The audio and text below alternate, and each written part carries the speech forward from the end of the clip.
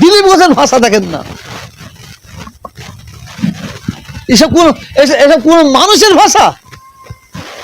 এটা কোন মানুষদের ভাষা এরকম হয়? উনি কি বললেন, নামাজ পড়তে যদি হয় পাকিস্তানে গিয়ে নামাজ পড়ো, নামাজ পড়তে যদি হয় বাংলাদেশে গিয়ে নামাজ পড়ো। কেন?